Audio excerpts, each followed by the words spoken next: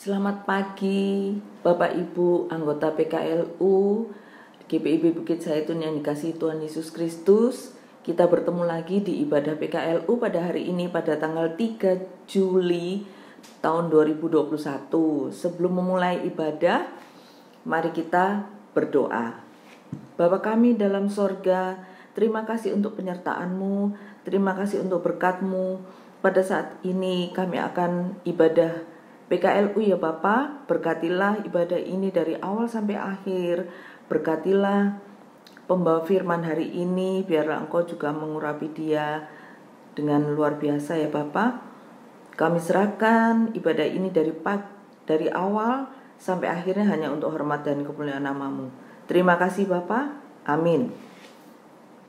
Bapak Ibu sekalian, kita akan bernyanyi dari Kidung Keesaan 31 bait yang pertama. Kami puji dengan riang.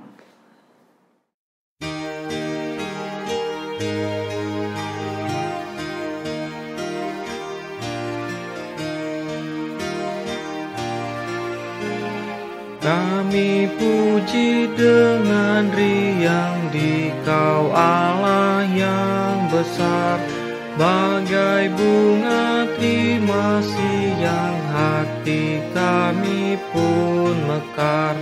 Kabut dosa dan derita, kebimbangan telah lenyap. Sumber suka yang abadi, beri sinar-Mu menyerap.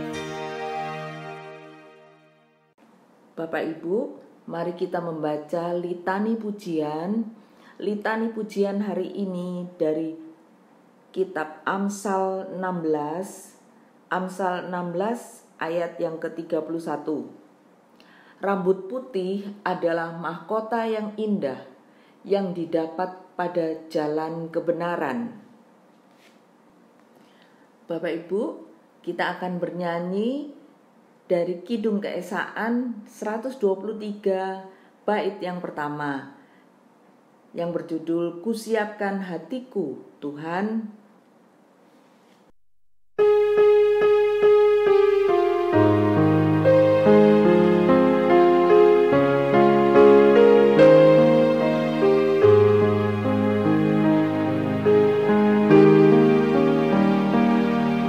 Kusiapkan hatiku Tuhan, menyambut firman-Mu saat ini.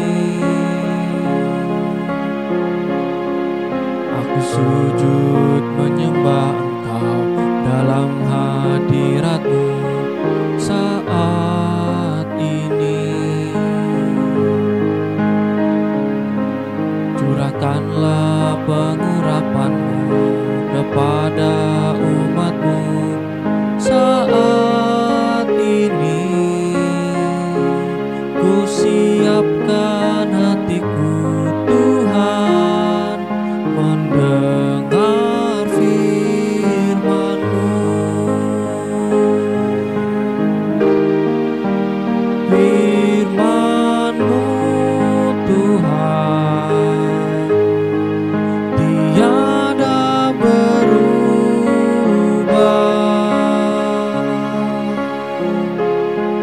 sejak semulanya dan selama-lamanya tiada berubah. Firman-Mu Tuhan, penolong hidupku.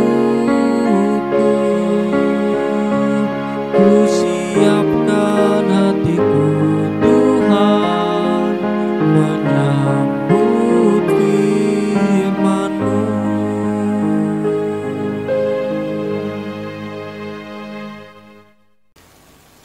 Selamat pagi Bapak, Ibu, dan saudara-saudara yang dikasihi Tuhan Yesus Kristus. Puji syukur di pagi ini kembali kita diizinkan Tuhan untuk bersekutu secara virtual. Dan sebentar lagi kita semua akan membaca firman Tuhan dan merenungkannya. Namun sebelumnya marilah kita berdoa. Bapa di dalam Kristus Yesus, kami rindu Engkau menyapa kami lewat kebenaran firman Tuhan.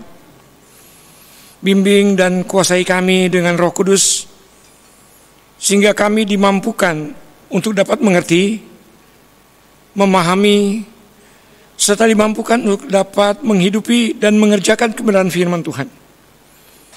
Berfirmanlah ya Tuhan, kami siap mendengarkan. Dalam nama Tuhan Yesus, firman yang hidup, kami berdoa. Amin.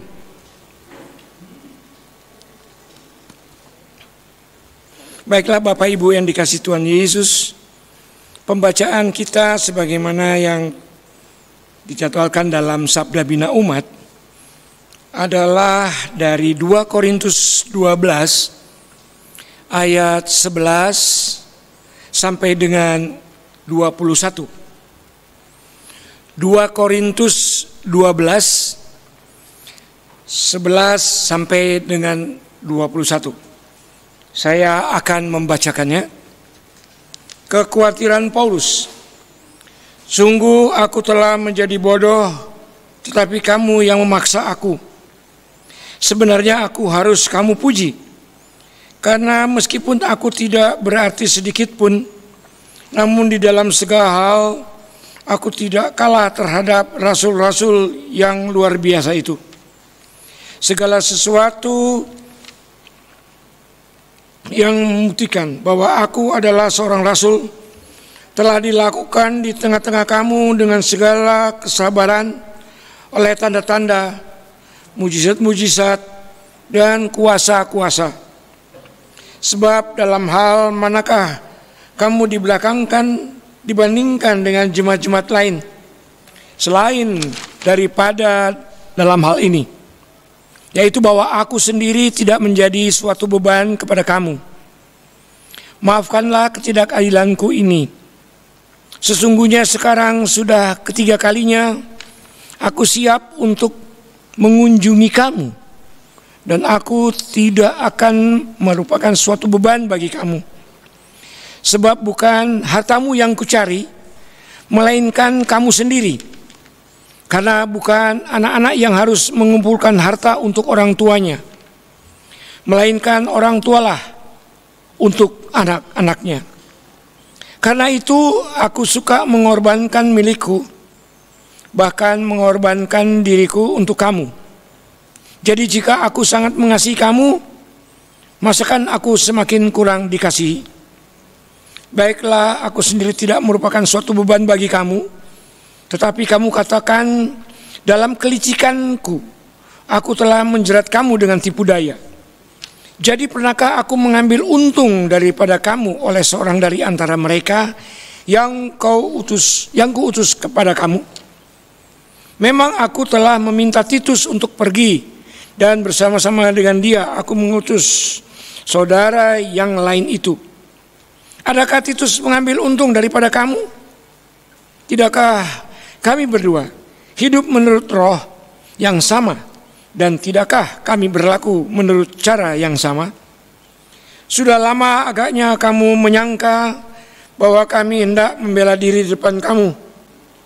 Di hadapan Allah dan demi Kristus, kami berkata, semua ini saudara-saudaraku yang kekasih, terjadi untuk membangun iman kamu. Sebab aku khawatir bahwa apabila aku datang untuk mendapati kamu tidak seperti yang kuinginkan, dan kamu mendapati aku tidak seperti yang kamu inginkan. Aku khawatir akan adanya perselisihan, iri hati, amarah, kepentingan diri sendiri, fitnah, bisik-bisikan, keangkuhan, dan kerusuhan. Aku khawatir bahwa apabila aku datang lagi, Allahku akan merendahkan aku di depan kamu, dan bahwa aku akan berduka cita terhadap banyak orang yang di masa yang lampau berbuat dosa dan belum lagi bertobat dari kecemaran, percabulan, dan ketidaksopanan yang mereka lakukan. Demikianlah pembacaan firman Tuhan. Terpujilah Kristus. Haleluya. Haleluya, haleluya, haleluya.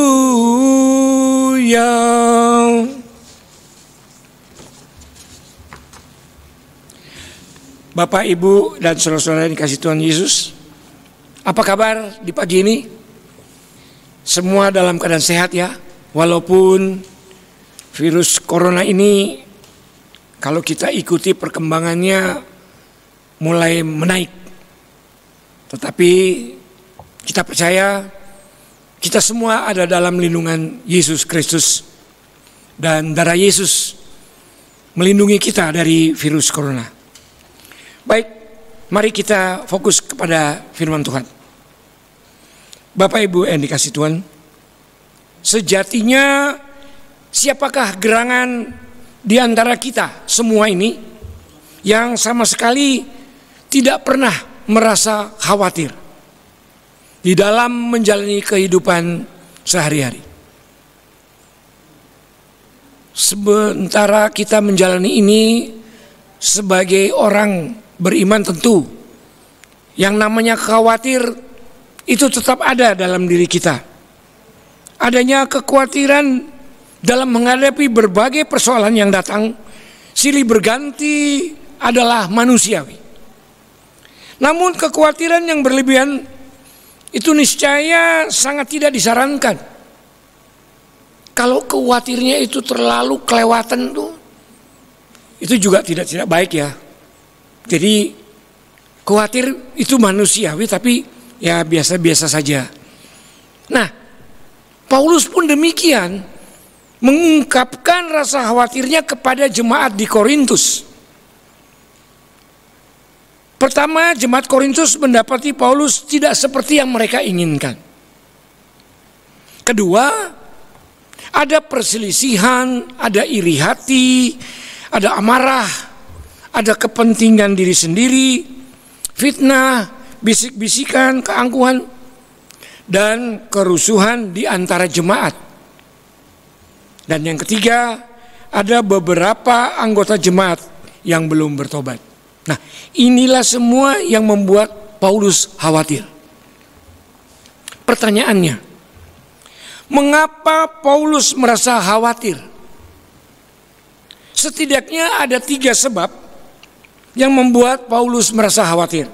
Yang pertama, Paulus takut kalau Allah Bapa menilainya gagal bertanggung jawab dalam mendidik dan memuridkan jemaat Korintus.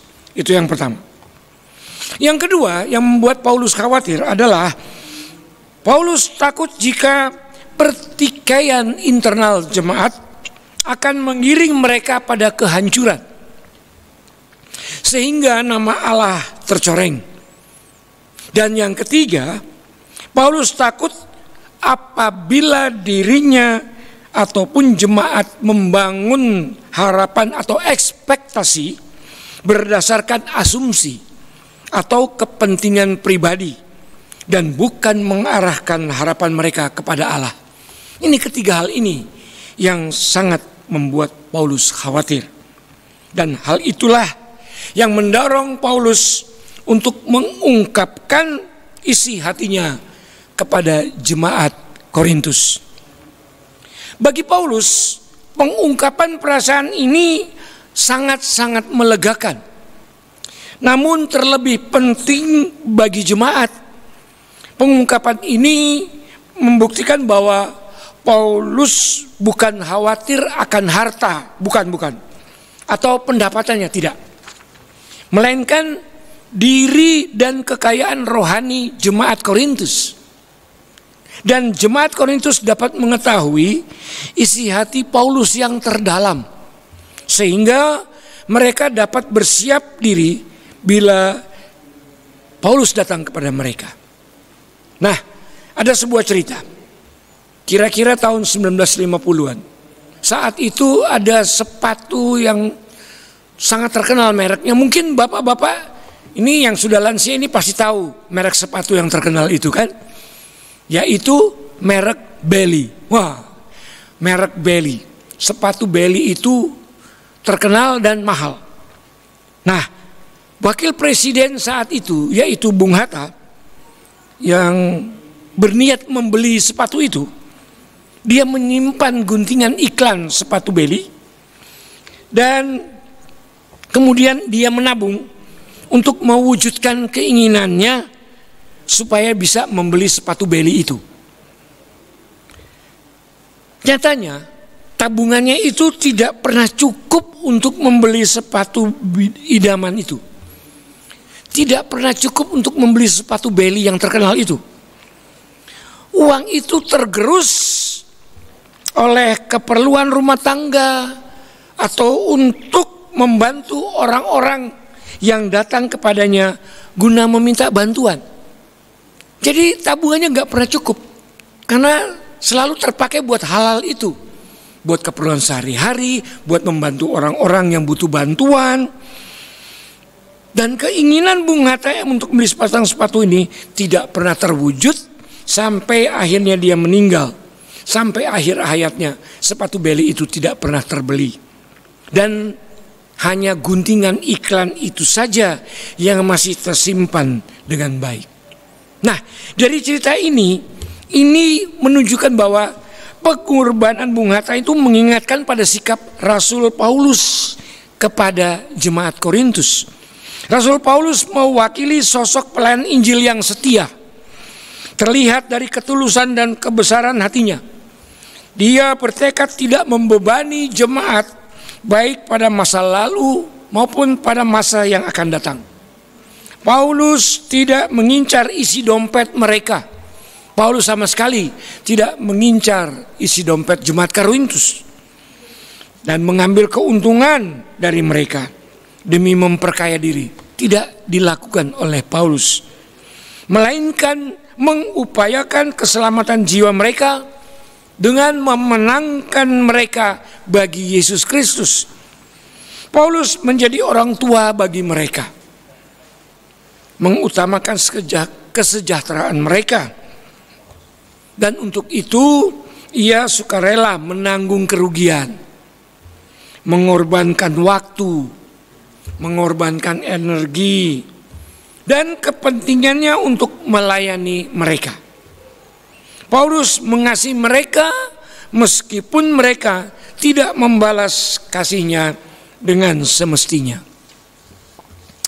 Beberapa kali Rasul Paulus menegaskan bahwa pelayanannya kepada jemaat Korintus itu bukanlah untuk mencari keuntungan. Dan mengapa Rasul Paulus melakukan penegasan ini, Bapak Ibu Saudara? Penyebabnya adalah karena pada saat itu ada banyak orang yang memberitakan firman Allah agar mendapatkan uang. Dan Rasul Paulus tidak mau bila pelayanannya terhambat karena masalah uang. Oleh karena itu, dia tidak mau menerima uang dari jemaat Korintus.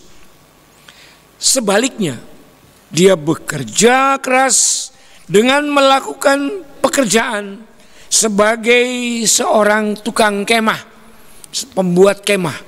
Itu bisa dilihat di Kisah Para Rasul 18 ayat 3. Tetapi yang nampak aneh, Paulus justru bersedia menerima pemberian dari jemaat di wilayah Makedonia, jemaat Filipi, Tesalonika, dan Berea yang relatif lebih miskin dibanding jemaat Korintus. Nampaknya Rasul Paulus khawatir bahwa bila dia menerima bantuan keuangan dari jemaat Korintus, bisa berkembang gosip yang akan menghambat pelayanannya. Karena motivasi Rasul Paulus dalam melayani adalah untuk melakukan kehendak Allah, bukan untuk mencari keuntungan. Sama sekali Paulus tidak mencari keuntungan. Dia tidak mau bila pelayanannya terganggu oleh masalah uang. Sama sekali Paulus tidak suka itu. Nah, sikap Rasul Paulus dalam hal uang itu mengajarkan dua prinsip penting dalam kehidupan bergereja. Yang pertama, Pelayanan dalam gereja tidak boleh dilandasi oleh motivasi mencari keuntungan atau uang. Bila motivasi pelayanan adalah mencari keuntungan, ada kemungkinan bahwa pelayanan itu menyesatkan. Bagaimana dengan pelayanan kita masing-masing?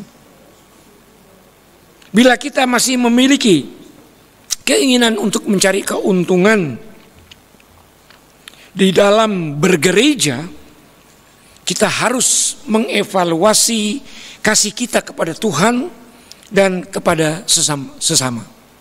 Dan yang kedua, saling memberi dalam kehidupan bergereja merupakan sesuatu yang wajar. Bahkan sudah semestinya bila setiap pemberian dilandasi oleh ketulusan serta motivasi agar terjadi keseimbangan. Bila saling memberi dilakukan secara mestinya, saling memberi akan mewujudkan kesatuan di dalam gereja. Oleh karena itu, waspadalah agar setiap orang yang memberi tidak merasa superior atau merasa berkuasa atau merasa hebat karena telah memberi. Jangan sampai memiliki perasaan seperti itu. Ingatlah bahwa seharusnya kita memberi sebagai ungkapan rasa syukur karena kita telah menerima karunia yang berlimpah-limpah dari Tuhan, terutama karunia keselamatan. Tetapi juga berbagai karunia lain yang Tuhan limpahkan kepada kita, termasuk karunia berupa harta benda atau uang. Nah, Bapak Ibu, demikianlah firman Tuhan ditafsirkan, dan apa yang sudah kita dengar di awal tadi, bagaimana kita bawa dalam kehidupan kita, atau apa yang dapat kita petik dari apa yang sudah dijelaskan tadi. Ya, sudah tentu kita percaya bahwa semua pribadi di antara kita yang sudah lanjut usia ini sudah tidak mengambil keuntungan untuk kepentingan diri sendiri atau kelompok. Ya, sebagai contoh, misalnya penggalangan dana di gereja. Gereja butuh dana untuk pekerjaan pelayanan. Maka PKLU mengadakan penggalangan dana, misalnya menjual makanan atau jual buah-buahan. Nah, di situ sama sekali tidak ada keinginan untuk mengambil keuntungan dalam penggalangan dana itu kan. Semua pasti hasil penjualan ataupun pemberian dari jemaat itu akan masuk ke kas gereja. Jadi sama sekali tidak mengambil keuntungan. Jadi dalam berbagi dalam pelayanan dengan baik, tentu kita percaya bahwa semua pribadi di antara kita sudah dipanggil, dipilih, dan ditetapkannya untuk melayani di bidang atau di kelompok yang sudah Tuhan tetapkan. Misalnya di PKLU ini, begitu kan Bapak Ibu? Lalu meneladani dan setia mengikuti jejaknya dengan baik. Karena Dia, Yesus Kristus, Tuhan kita, sudah lebih dahulu berbagi kasih setia dan kasih karunia-Nya kepada kita dengan berkelimpahan. Kita tidak perlu lagi khawatir dan tidak ada lagi perselisihan, iri hati, amarah, kepentingan diri sendiri, kemudian fitnah, bisik-bisik, ngerumpi, keangkuhan, dan juga percekcokan di antara kita. Sudah tidak ada dan tidak perlu. Karena Yesus Kristus Tuhan kita sudah lebih dahulu meneladani kesabaran, rendah hati, tidak sombong, tetapi penuh belas kasih yang tidak berkesudahan. Kita di usia senja ini sudah hidup dalam pertobatan dan jauh dari perbuatan dosa, pelanggaran, hawa nafsu, kecemaran, percabulan, dan ketidaksopanan. Karena Yesus Kristus Tuhan kita sudah menyediakan upah besar di sorga. Dan semua pribadi di antara kita tidak berprasangka buruk terhadap pelayanan para hamba Tuhan dalam pemberitaan Injil Kerajaan Allah. Tetapi sebaliknya, dengan sukacita membantu atau memfasilitasi pelayanan itu. Karena semua itu adalah untuk membangun iman kita kepadanya. Karena Dia, Yesus Kristus Tuhan kita, sudah menyediakan bagi kita semua bagian hidup kekal yang penuh sukacita dan damai sejahtera dengan Allah Bapa yang bertahta di sorga. Jesus Christ bless you all. Haleluya. Amin. Baiklah Bapak, Ibu, dan Saudara yang dikasihi Tuhan Yesus, untuk merespons firman Tuhan yang sudah kita dengarkan, mari kita memuji Tuhan dari Kidung Keesaan 6:20.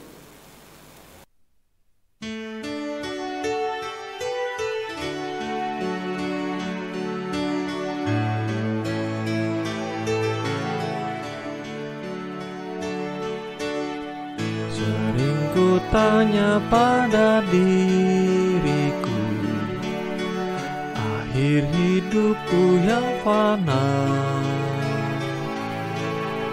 jangan sampai terbuai jiwaku di dunia gemerlap. Dikala hariku makin senja, jiwa letih, tubuhku pun lemah, cahaya hidup semakin redup, sering meratap mengeluh. Dengarlah Tuhan doa dan keluh, biar ku tentram meskipun dalam kemelut.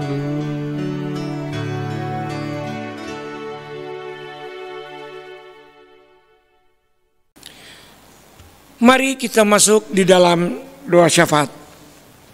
Kita berdoa. Bapa Sorgawi, Bapa yang kudus, yang mengasihi kami, yang kami sembah dan puji di dalam Yesus Kristus Tuhan dan Juru Selamat kami. Kami bersyukur kepadamu ya Tuhan, untuk kesempatan yang Tuhan berikan pada kami pada saat ini dapat beribadah melalui media virtual. Kami percaya bahwa Roh Kudus yang sudah bekerja lewat pemberitaan firman akan terus bekerja untuk mengartikan firman-Mu lebih dalam dan lebih luas, dan memeteraikan itu dalam kehidupan kami, serta mampukan kami untuk dapat mengerjakannya dalam kehidupan beriman kami sehari-hari. Bapa Sorgawi, pada saat ini kami mau berdoa kepadamu untuk bangsa dan negara kami yang sedang menghadapi kesulitan, pergumulan akibat dari adanya pandemi COVID-19 yang masih mewabah. Kami percaya bahwa pertolongan Tuhan sudah, sedang, dan akan terus Tuhan lakukan lewat berbagai upaya yang dilakukan oleh pemerintah dan bahkan masyarakat bangsa kami, agar pandemi COVID-19 ini bisa sirna dari kehidupan kami. Berkati dan sertai Pak Jokowi dan Pak Ma'ruf Amin bersama para menteri kabinet, TNI, Polri, DPR, MPR, dan seluruh instansi, baik negeri maupun swasta, partai-partai politik dan ormas-ormas untuk bekerja sama memulihkan kondisi ekonomi dan membangun serta menciptakan kesejahteraan bagi negeri Indonesia yang kami cintai ini. Kami berdoa untuk mereka yang berada di garda paling depan, para dokter serta para medis yang membantu para korban yang kini dalam perawatan. Tuhan kiranya lindungi juga dan jaga dan berkati mereka. Tuhan juga berkati setiap mereka yang sedang dalam perawatan, supaya mereka percaya dalam kondisi apapun, Tuhan tidak akan pernah meninggalkan setiap orang yang percaya dan yang berharap kepadamu. Tuhan akan menolong dan menyembuhkan mereka. Kami juga berdoa kepadamu ya Tuhan, untuk persekutuan kaum lanjut usia GPIB Jemaat Bukit Zaitun Surabaya, agar Tuhan kiranya berkenan memberkati setiap kami di dalam menjalani hari-hari kehidupan di masa tua, dan senantiasa diberi kekuatan, kesehatan, dan kemampuan, agar supaya hari-hari yang Tuhan anugerahkan dapat dijalani dalam sukacita dan kasih Tuhan. Kami juga berdoa dan memohon kepadamu ya Tuhan, untuk mereka yang saat ini sedang berada dalam kelemahan tubuh. Kiranya Tuhan juga menjamah dan memberikan kepada mereka kesembuhan, menikmati kembali hari-hari anugerah Tuhan. Dan bagi mereka yang sedang dalam persoalan-persoalan hidup yang sulit, Tuhan juga hadir dalam seluruh keberadaan mereka dan membuka jalan serta pertolongan bagi setiap kesulitan yang mereka hadapi. Ya Tuhan, kami juga berdoa bagi persekutuan dan pelayanan di jemaat kami GPIB Jemaat Bukit Zaitun, baik para presbiter, ketua majelis jemaat, pendeta Ibu Dina Haba Akihari STH, dan juga pengurus-pengurus Pelkat, komisi-komisi, PHMJ, serta seluruh warga jemaat GPIB Jemaat Bukit Zaitun Surabaya yang ada di dalamnya. Kiranya Tuhan memberkati dan menyertai mereka dalam melaksanakan tugas dan tanggung jawab mereka sehari-hari, dan juga dalam tugas pelayanan yang Tuhan percayakan. Kami serahkan semua rumah Tuhan yang kudus agar tetap dalam kondisi baik, sampai akhirnya kami dapat kembali beribadah dan bersekutu di dalamnya dengan damai sejahtera dan sukacita. Kami bersyukur dan berterima kasih untuk penyertaan dan pemeliharaan serta kasih setiamu ya Tuhan, yang terus mendampingi kami melewati tahun demi tahun kehidupan kami. Tawa bahagia, tangis kesedihan, semuanya kami lalui bersamamu. Tanpa kehadiranmu ya Tuhan, kami tak akan mampu berjuang dan melalui semua rintangan dan pencobaan di dalam kehidupan kami. Kini ya Tuhan, meski tubuh kami melemah, namun kami akan tetap setia mengiring, mengabdi dan melayanimu. Meski pelayanan yang kami lakukan mungkin tidak sebaik seperti saat kami masih muda, namun kiranya Engkau tetap berkenan memakai kami di sisa hidup kami ini. Kami ingin menggunakan setiap waktu-waktu kami lebih banyak untuk-Mu Tuhan, lebih memperkaya kehidupan kerohanian kami. Oleh karenanya, bimbinglah kami di dalam melalui hari-hari kami di dalam kasih dan pemeliharaan-Mu. Terima kasih Bapa. Kami naikkan doa syafaat kami ini hanya di dalam nama Tuhan Yesus Juru Selamat yang sudah mengajar kami berdoa. Bapa kami dalam surga, dikuduskanlah kiranya nama-Mu. Datanglah kerajaan-Mu. Jadilah kehendak-Mu di bumi seperti di sorga. Berilah kami pada hari ini makanan kami yang secukupnya, dan ampuni kami akan kesalahan kami, seperti kami juga mengampuni orang yang bersalah kepada kami. Dan janganlah membawa kami ke dalam pencobaan, tetapi lepaskanlah kami daripada yang jahat. Karena Engkaulah yang mempunyai kerajaan dan kuasa dan kemuliaan sampai selama-lamanya. Amin. Bapak Ibu, untuk mengucap syukur kepada Tuhan marilah kita memberikan persembahan kepadanya. Dengarlah firman-Nya dari Kolose 3 ayat yang ke-17. Dan segala sesuatu yang kamu lakukan dengan perkataan atau perbuatan, lakukanlah semuanya itu dalam nama Tuhan Yesus, sambil mengucap syukur oleh Dia kepada Allah Bapa kita. Kita akan bernyanyi dari Kidung Keesaan 469.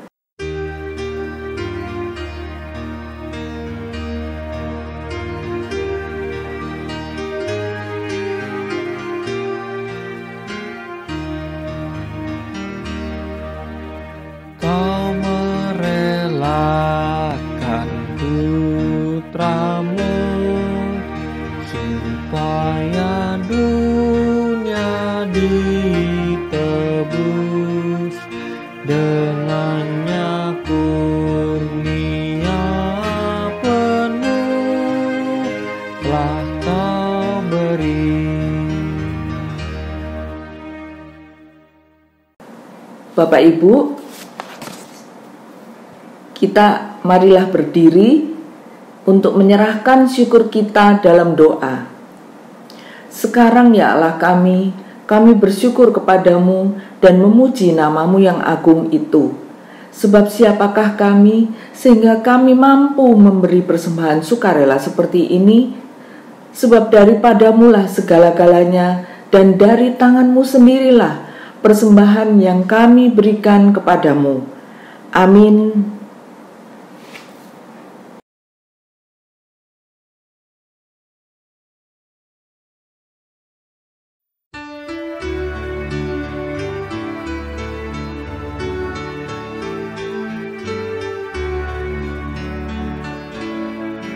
Tahukah kamu jumlah bintang di angkasa yang megah, dan berapa jumlah awan mengitari dunia? Tuhan Allah, kau semua, tiada satu yang dilupa. Dari jumlah yang besar, dari jumlah yang besar.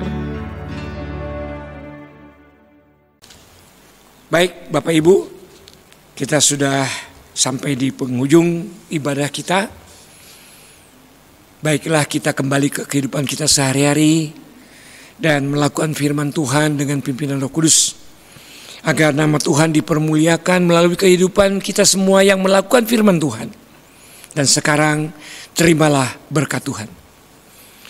Damai sejahtera yang melampaui segala akal akan memelihara hati dan pikiranmu dalam Kristus Yesus dari sekarang sampai kekal selama-lamanya. Amin. Amin. Amin. Ibadah selesai, Tuhan Yesus memberkati.